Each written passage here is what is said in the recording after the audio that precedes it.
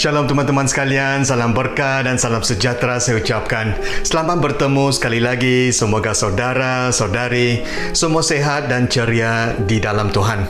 Hari ini kita masuk ke dalam sesi yang ketiga, siri memimpin seperti Yesus. Dan ini adalah berkenaan dengan memimpin di dalam krisis sebagai seorang pemimpin. Kita semua akan menghadapi krisis, kan saudara-saudari? Tidak ada yang terkecuali. Persoalannya, bagaimana kita mengendalikan krisis sebagai seorang pemimpin. Ada satu ketika para murid Yesus turun ke tasik menaiki perahu untuk menyeberangi tasik itu ke Kapernaum. Dan ini adalah setelah Yesus melakukan mukjizat pelipat gandaan makanan kepada 5,000 orang dengan 5 roti dan 2 ikan. Nah, di dalam Yohanes 6:16-21, setelah senjahari para murid Yesus turun ke tasik, mereka menaiki perahu menyeberangi tasik itu ke Kapernaum. Hari sudah gelap namun Yesus belum pulang mendapatkan mereka. Ketika itu tasik mulai bergelombang kerana angin bertiup kencang. Setelah para murid Yesus berkayuh 3 atau 3,5 batu, mereka terpandang dia berjalan di atas air ke arah perahu mereka. Lalu mereka pun ketakutan. Tetapi Yesus berkata kepada mereka, "Jangan takut, aku Yesus." Barulah mereka mahu menyambutnya naik ke perahu. Pada saat itu juga tibalah perahu itu ke tempat yang dituju. Saudara-saudari, kepimpinan seseorang akan dibuktikan di dalam ribut dan gelombang. Pemimpin yang extraordinary akan mencari makna di dalam krisis. Peluang sebeginilah yang akan menjadikan kita pemimpin yang lebih kuat, lebih matang dan lebih confident ataupun lebih yakin. Tuhan akan menggunakan krisis untuk membentuk kita, kan saudara-saudari? Masa gelap dan ribut inilah yang akan memberikan kita peluang untuk merefleksi nilai hidup kita dengan lebih mendalam. Kita mampu merefleksi falsafah kepimpinan kita ataupun our leadership philosophy, dan juga peluang untuk kita merefleksi tujuan kepimpinan kita dan sebagainya. Dan hari ini mungkin kita boleh merefleksikan soalan-soalan sebegini. Apakah panggilan Tuhan yang sebenarnya di dalam hidup kita? Nah, saudara-saudari, di dalam firman Tuhan yang pendek ini, ada 3 skill yang Yesus modelkan kepada murid-muridnya di dalam menghadapi ribut dalam kehidupan mereka. Yang pertamanya ialah memimpin dengan melibatkan orang. Engage the people.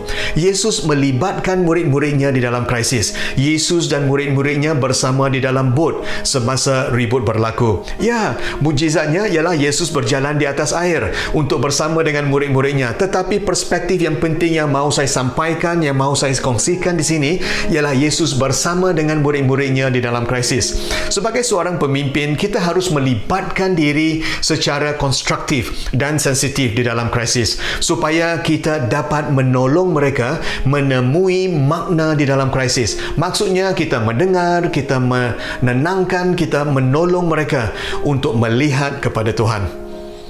Dan yang keduanya ialah Yesus memodelkan kita untuk memimpin dengan keyakinan. Yesus tidak takut kepada ribut yang berlaku pada ketika itu. Teman-teman sekalian, leaders rise above fear and pain. Maksudnya sebagai seorang pemimpin, kita harus naik ke atas ketakutan, kesakitan ataupun kesengsaraan kita. Yesus bercakap dengan yakin kepada murid-muridnya. Yesus mengatakan, "Jangan takut, aku Yesus."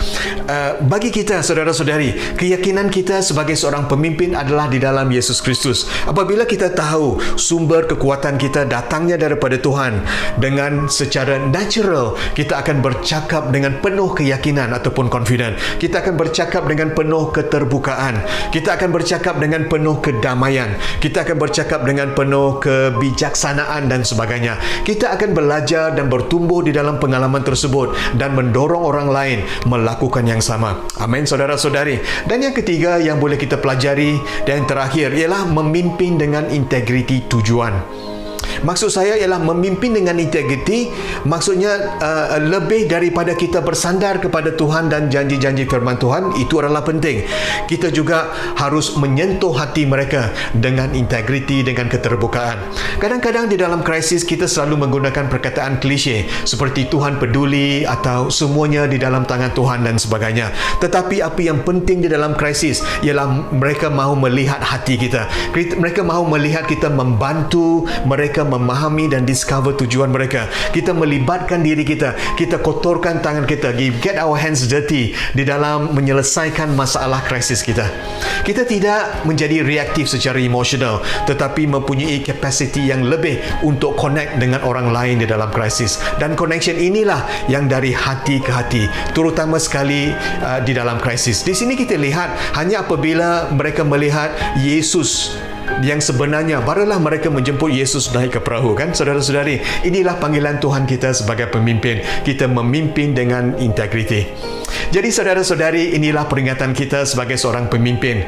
Kita mahu memimpin seperti Yesus. Dasar yang ketiga yang harus kita lakukan ialah mencari makna di dalam krisis. Kita harus memimpin dengan melibatkan orang. Kita harus memimpin dengan keyakinan, dan kita harus memimpin dengan integriti tujuan. Amin saudara-saudari. Mari kita berdoa. Tuhan, dasar yang ketiga ialah untuk kami benar-benar memahami panggilan kami di dalam krisis. Kami memerlukan kebijaksanaan Tuhan. Kami memerlukan pertolongan Tuhan. Kami memerlukan keyakinan yang Tuhan berikan kepada kami.